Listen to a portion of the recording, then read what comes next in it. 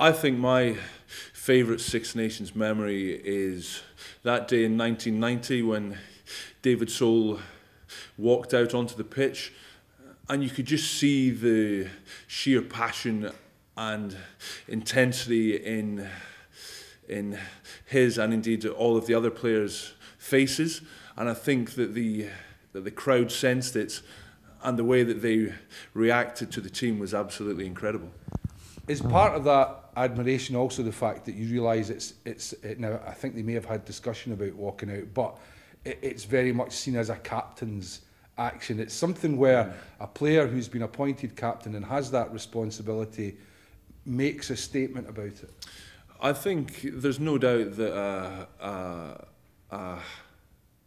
part of captaincy is to try and inspire the team, and on that day David Soul certainly did that. I'll be looking to maybe do a little bit of that on Sunday, but I'll be doing it in my own way. People probably remember Six Nations games either with a television frame around them, or they remember fleeting moments in games that they've been to. How do you remember Six Nations games? Because they must go past in a flash. Do you remember instants rather than games? Yes, I would say that. It's very, very difficult, and I often find that as soon as I've played a game, I walk off the pitch and I've basically got no memory of what's just happened out there. But I've got quite a number of special memories from the Six Nations, and I'm looking to build on that over the next 7 weeks. Given that they've got home advantage, Ireland are probably favourites for this match, for the opening match in the Aviva in Dublin, but that was the case also in 2010. I think at one point Ireland were 10-1 on with the bookmakers. Now, you went there, you had a great moment with John Barclay and Johnny Beattie scoring the try and Darren Parks putting the penalty over in the last minute. What made the win that day, and how do you get that feeling again for the game on Sunday? Ireland will definitely be the favourites. They should have beaten the All Blacks the last time they played, and so they're clearly a strong side. But as you say, we have managed to beat them. I think it's 3 out of the last 4 or 5 matches. So there's no doubt that we go there with quite a bit of confidence, but we know it's going to take all of the team being at or very near our absolute peak.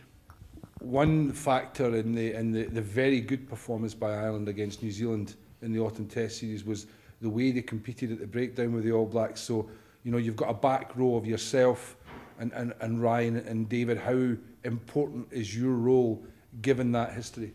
The breakdown is always a key aspect of the game, and especially against Ireland, they've got this, what is called the choke tackle, which if you don't get your roles right, it can be very difficult to play against.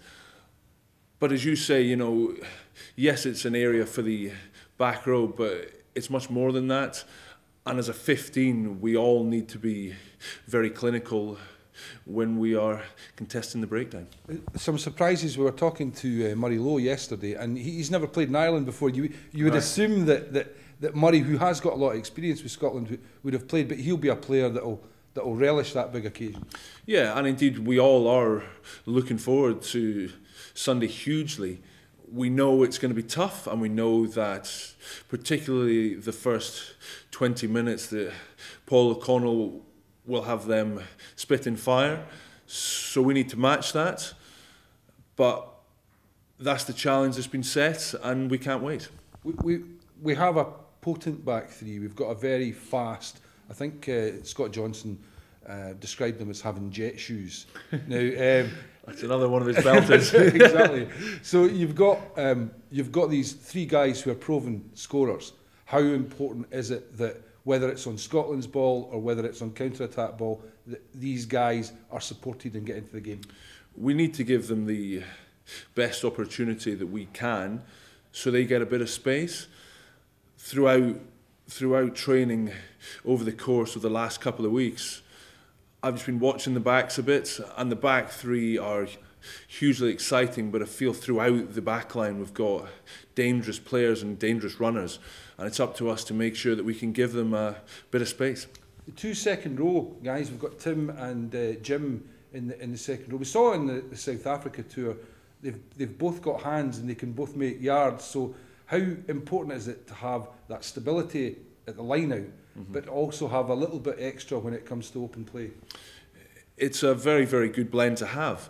I think it's often been said that forwards decide who wins matches and backs decide by how much. So as a pack, we really need to be on our game. We need to be physical and we need to work incredibly hard. And if we can do that, I'm sure we can put the Irish under pressure. Was that said by a forward, do you think? Probably, yes.